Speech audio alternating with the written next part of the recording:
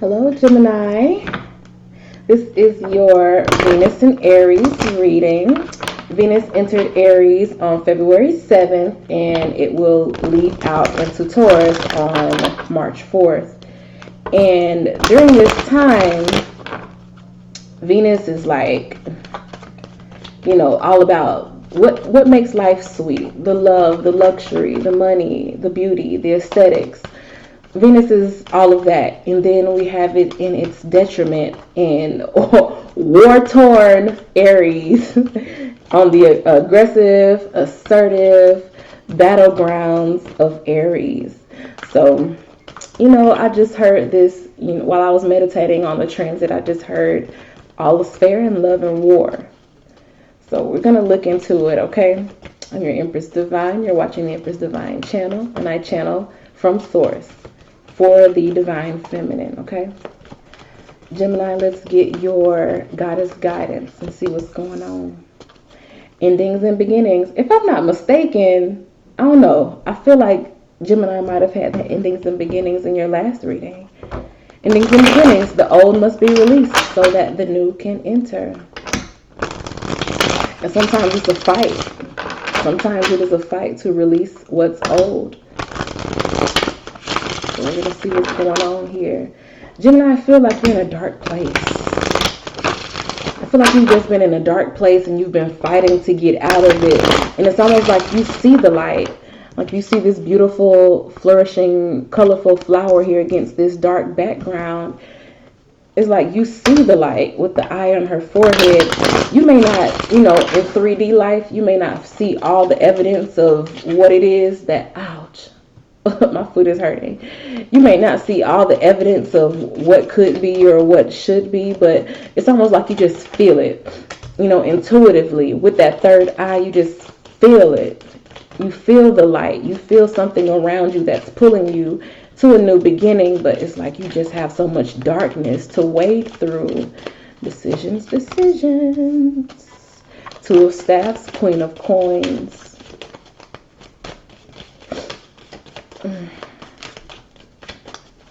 It's just like, a lot of, I was just finna say direction, and then the Chariot card dropped out. Direction. You just have to choose your direction. And like I said, it can be a fight to get out of a dark place. It can be a fight to get over something, to get through with something, especially something that you were kind of like born and raised in. Because when I think of the darkness, I think of like underground, basically being rooted in this darkness. It's something about your situation that is long standing. And when something is in your life for a long time, especially since childhood, it becomes your norm. No matter how toxic, no matter how unhealthy, no matter how many opportunities it snatches away from you, you become comfortable in it.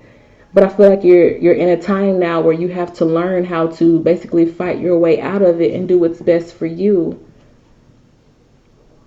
You have to choose what's best for you, and that includes like your home environment. It may be time to move. The Queen of Coins is someone who's she's very involved in her home, like interior decor, saging the place. She has the salt lamps, the mood lighting, sets and ambiance, all of that. And it's like you are having to course correct. If for a time you're in an environment that's not allowing you to flourish and that's not healthy for you and that's not contributing to your overall wellness, you're feeling this intense urge. And with Venus and Aries, like when I say intense urge, I don't just mean like, a little craving or something. I mean like it's driving you. It is driving you. And if you're not conscious about how you use this energy, it can drive you into a place of conflict, either internally or externally. Meaning you could be fighting, within yourself, some mental health breaks, or fighting with someone within your household if you're not careful. Or someone just like within your neighborhood, or someone, close to you in your neighbors, or even the close family members. It could be that too.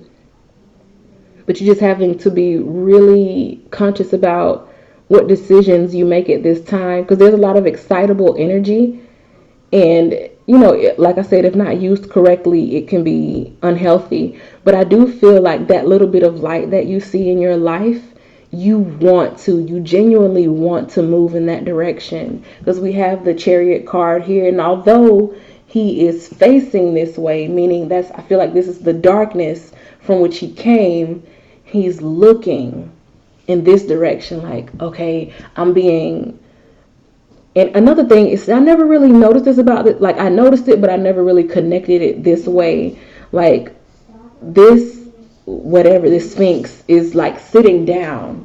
In a lot of Chariot cards, it's like the Chariot is the horses or the Sphinx or whatever is up and moving. This one is sitting down. So it's almost like you're aware that this place that you've been in, this kind of dark rooted energy that you've kind of grown up around, or this dark situation that you've been in for so long, you realize that it's not taking you anywhere. You see that you're not going anywhere in that energy, but you want so bad to just upgrade your life.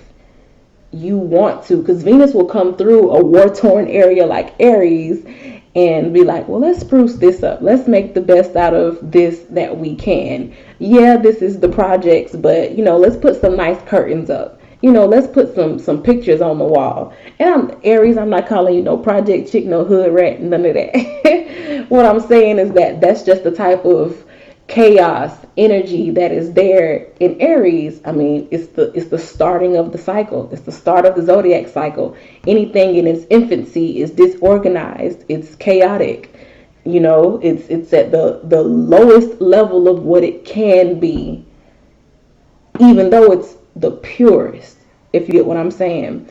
So it's like you just want better, you want more, you want to level up, you want to grow. That's natural.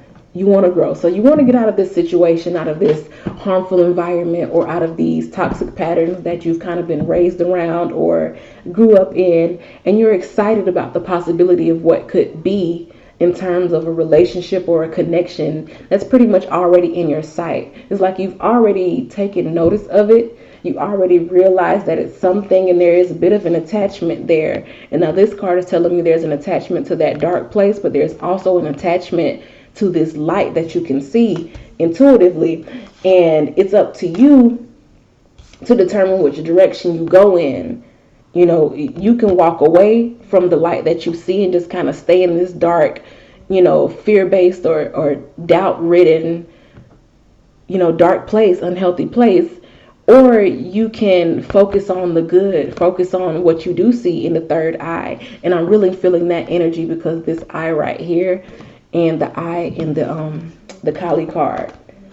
It's like you see what's good in your life and you want to have it because you realize you've been holding yourself back. You've been holding yourself back into a place that you're just comfortable and familiar with. But holding yourself back is not giving you any type of satisfaction. So you're ready to move forward. So let's get some detail cards going on here. It's good that you are even considering forward movement. I understand how hard it is to move past a comfort zone.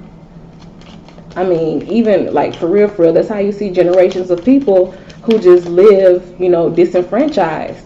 With all the opportunities available to them, they would rather, fall on that victim mentality and make up every excuse for why they haven't succeeded, rather than just really getting out there and making sure that they take charge of their own life. And this is the energy that we have here. Not saying that you make excuses for why maybe your love life is, not thriving the way you would want it to thrive, but there's some blame here to be taken for yourself, for allowing yourself to be in this space for so long. But along with blame, there's also, the honor of knowing that you yourself pulled yourself out of it, that you found yourself so important, and that you think so highly of yourself, and that you've learned to love yourself in a way that you would move away from this place of, just not being healthy, and move toward the light, toward something that is healthy for you. You have the Knight of Pentacles, which is a slow process, and the Seven of Cups. So it could have been some distractions dare I say it, some karmic attachments or some distractions that were keeping you back. And it took you some time to think over it. Like, because they say what the devil doesn't destroy, he distracts.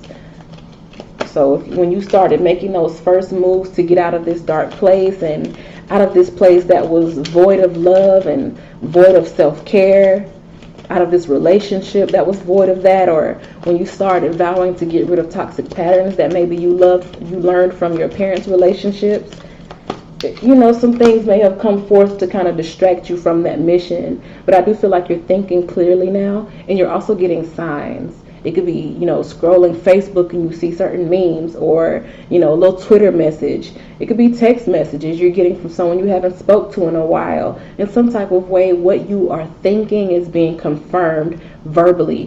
Hell, it could be this reading. In some type of way, what you have been thinking about is being transmitted to you from the outside. So it was already in your mind, but now you're starting to get verbal confirmations or written confirmation, written communication that confirms what it is that you are already thinking. And it's like you grow stronger in your intuition because you're getting these confirmations. And your intuition, that third eye, that light that you're moving toward, you feel even more courageous about moving toward it. I love it.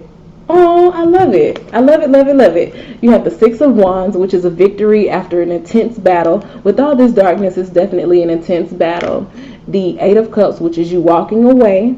You getting away from that which does not serve you when you are seeking that which is in alignment with what you want. The Ten of Pentacles. You want it all. You want the big house. You want the family. You want the picket fence.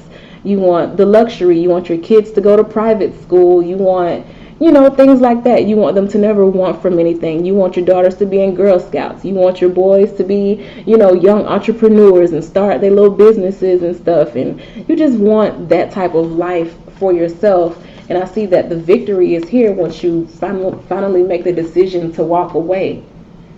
And that's where the battle lies, because walking away with Venus in Aries, from walking away from a comfort zone while Venus is in Aries is going to be a battle. And then you have the Mercury retrograde, which is dropping smack dab in the middle of Venus and Aries season. So you're also going to be reminded of things from the past. It's going to pull you back or try to pull you back. So that's your battle here. But I do feel like you already see either a relationship or a connection that is so promising to you, and it makes you want to move past those toxic traits and habits that you may have that you learned a long time ago. So Gemini, that has been your Venus and Aries reading. I thank you so much for watching. Thank you for the like, subscribe, notification gang. Thank you so much for always rocking with me. Y'all, I enjoyed my birthday. I thank you so much for your happy birthday wishes, and for those who would send me things, whoever found my Amazon wish list and ordered things, thank you so much. And for those who sent something through PayPal, I'm so appreciative. Thank you, thank you, thank you. I love you guys so much, okay? So I'll see y'all next time, Gemini. Have fun. Bye.